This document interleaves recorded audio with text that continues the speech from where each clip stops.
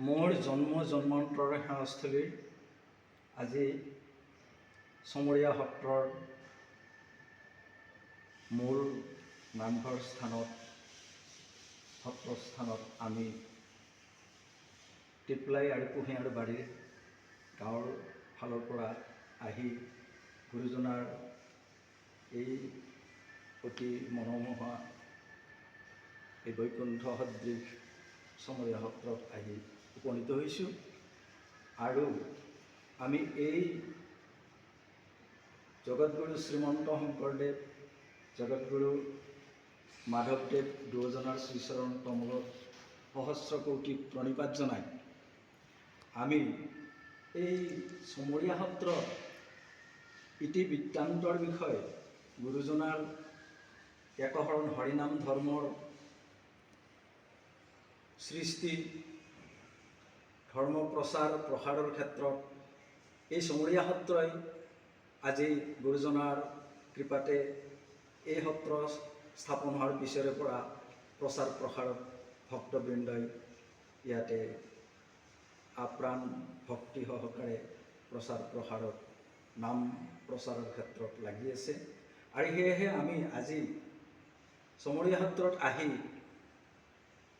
ইয়াৰে ভকত মোৰ শ্ৰদ্ধাৰ মোৰ পূজনীয় পিতৃতুল্য পূজাৰীজনক, সেৱকজনক, ভকতজনক মই আমাৰ এই চমৰীয়া সত্ৰৰ কিছু বৃত্তান্ত কোৱাৰ কাৰণে মই তেওঁক প্ৰাৰ্থনা জনাইছোঁ। কৃষ্ণ মাজতে আপোনাৰ নামটো আৰু পৰিচয় কি কি কৰ্মত নিয়োজিত হৈ আছে এইখিনি ক'ব। ভাল বা ভকত, মই চমৰীয়া সত্ৰৰ এই সত্ৰৰ আইদেউৰী হিচাপে আৰু মই এই সত্ৰৰ বিষয়ে অলপ বুজি কৰি মই কোৱাখিনি আপোনালোকক কম বুলি আশা কৰিছোঁ। মাধৱদেৱ গুৰুৱে 12জন ভকত লৈ পূজাই আহিছে। পূজাই আহি সেই আমাৰ নদীৰ ঘাটত নাও বান্ধি ৰাখি আছে। এই যি বন্তিঘৰ দেখিছে, এই বন্তিঘৰৰ ঠাইত এডাল গছ আছে, প্ৰকাণ্ড গছ। এই গছডাল ওপৰত এখন বন্তি জ্বলি আছিল। ৰাতি নাৰায়ণ দাস ঠাকুৰাটাই দেখিলে এই পোহৰটো। তেতিয়া গুৰুজনক সুধিলে যে বাপ, এইটো কিহৰ পোহৰ? এই অৰণ্যৰ মাজত। তেতিয়া গুৰুজনে ধ্যান কৰি চাই দেখিলে এই গছডাল দাপৰ যুগৰ গছ। মহাপ্ৰলয়ত স্বৰ্গৰ পৰা আহি পৰিছে। শ্ৰীকৃষ্ণই যেতিয়া নৰকাসুৰক বধ কৰিব যায়, তেতিয়া এই গছৰ তলত জিৰাইছে আৰু ইয়াৰ পৰা সংসৰ্ধনি দিছে। তেতিয়া শ্ৰীকৃষ্ণৰ পোহৰ এটা আৰু গছে তাৰমানে ৰাখি দিলে আৰু গছডাল চামবৰণ হ'ল। তেতিয়া নাম দিলে চাম গছ। তেতিয়া ভগৱন্ত শ্ৰীকৃষ্ণৰ লগত প্ৰভুৰ লগত সত্যভামা আছিলে। সত্যভামা আছিল, গৰুৰ পক্ষী এইটো নজৰ আছে। গৰুৰ পক্ষীও আছে, সত্যভামা আছে কৃষ্ণ। তেতিয়া গছে শ্ৰীকৃষ্ণৰ পোহৰ এটা ৰাখিলে। গছডালৰ বৰণটো চাম বৰণ হৈ গ'ল। গছডালৰ নাম দিলে চাম গছ। তেতিয়া বৰ বিষ্ণু তাক ক'লে যে বিষ্ণু, তুমি মালা অঞ্চলত থাকিব নালাগে। চমৰীয়া সত্ৰ, চামগাছে চমৰীয়া সত্ৰ দ্বিতীয় বৈকুণ্ঠ। চন্দ্ৰ সূৰ্য পৃথিৱীত থাকে পৰ্যন্ত এই বন্তি জ্বলি থাকে। গতিকে তুমি তাৰ পৰা আহা। এতিয়া তাৰ পৰা আহি মাধৱদেৱৰ আজিকাত এই বন্তিঘৰ জ্বলায়। বন্তিঘৰ জ্বলাই তেওঁ সত্ৰৰ মাধৱদেৱে সত্ৰৰ অধিকাৰ পাতি তেওঁলোকে গুচি গ'ল। বৰ বিষ্ণু তাক বৰ্তমান এই সত্ৰাধিকাৰ প্ৰভুজনৰ নাম কি? সত্ৰাধিকাৰ আমাৰ নিগমানন্দ অধিকাৰী আৰু ডেকা সত্ৰ অধিকাৰ হ'ল ৰমণী অধিকাৰী।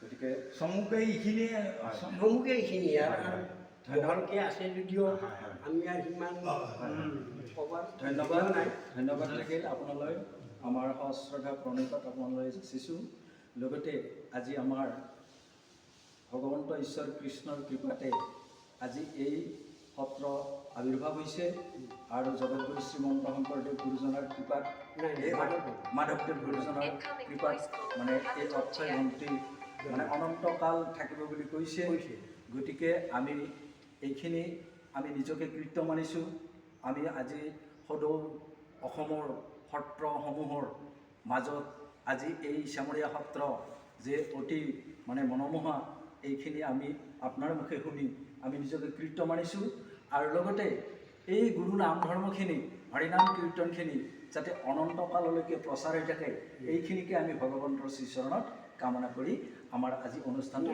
অলপ আছে অকৃষ্ণকে আমাৰ এই চোতালত যিটো ঘৰ এই মঠঘৰটো দেখিছে হয় হয় সেইটো আমাৰ গুৰুগৃহ সেইটো বৰবিষ্ণু এটাৰ ঘৰ আছিল এই ৰজা লক্ষ্মীসিংহৰ দিনত এই মঠঘৰটো বনাই দিছে আৰু বৰবিষ্ণু আটাৰে কিছুমান বস্তু তাতে আছে আৰু আমি তাতে এই বৰবিষ্ণু আটাৰ তিৰহ পিঠিত এই দুৱাৰমুখত বস্তুখিনি পেলাই যায় এই খৰম এই লাঠি এডাল আছে আমাৰ পিতলৰ কলহত কিবা কিবি বস্তু আছে সেইবিলাক একদম জ্বালাই মাৰা খুলি খোৱা নাই আৰু এনেকৈ আমি তাতে ডেইলি ৰাতিপুৱা গধূলি 4-5 বজাত বন্তি দিওঁ আৰু আমাৰ ইয়াৰ ভিতৰত যিটো 14 কৰম হয় তাতো আমাৰ 14 কৰম হয় তাতে আমি 2জনে কৰোঁ একজনে কৰোঁ মাত্ৰ আমাৰ 2জনৰ ভিতৰতে একজনে কৰে মানে তাতে আৰু বেলেগ সোমাব নোৱাৰে আৰু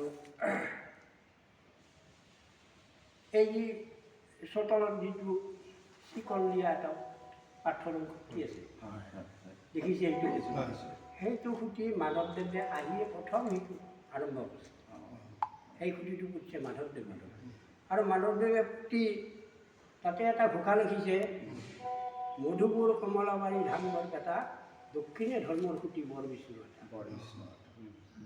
দক্ষিণে ধৰ্মৰ খুঁটি বৰবিষ্ণু এটা কোনো সত্ৰত নাই এই ধৰ্মৰ খুঁটিটো মাধৱদেৱে দক্ষিণ পাৰত থৈছে বৰবিষ্ণু এটা এইখিনিয়ে গতিকে আমি সদৌ অসমবাসী তথা দেশবাসীলৈ আমি শ্ৰদ্ধা জ্ঞাপন কৰি আমাৰ ইউটিউব চেনেলৰ জৰিয়তে আমি মালাছা সত্ৰৰ এই ইতিবৃত্তান্তখিনি শুনি চমৰীয়া সত্ৰৰ ইতিবৃত্তান্তখিনি শুনি আমি নথৈ সুখী হৈছোঁ আৰু লগতে এই গুৰুজনাৰ এই সৃষ্টিৰ ধৰ্মৰ প্ৰচাৰ প্ৰসাৰখিনি যাতে অনন্ত কাললৈকে চলি থাকে এইখিনিকে কামনা কৰিছোঁ আৰু অসমবাসীক আমি সাদৰে প্ৰণিপাত জনাই এই চমৰীয়া সত্ৰত আহি হৰিনাম গুণৰ কীৰ্তনখিনি কৰি পৰমানন্দ সুখ লভক বুলি আমি সদৌ অসমৰ ভক্তবৃন্দক আমি সেৱা ধৰিছোঁ লগতে চমৰীয়াবাসীকো সেৱা ধৰিছোঁ আৰু আমাৰ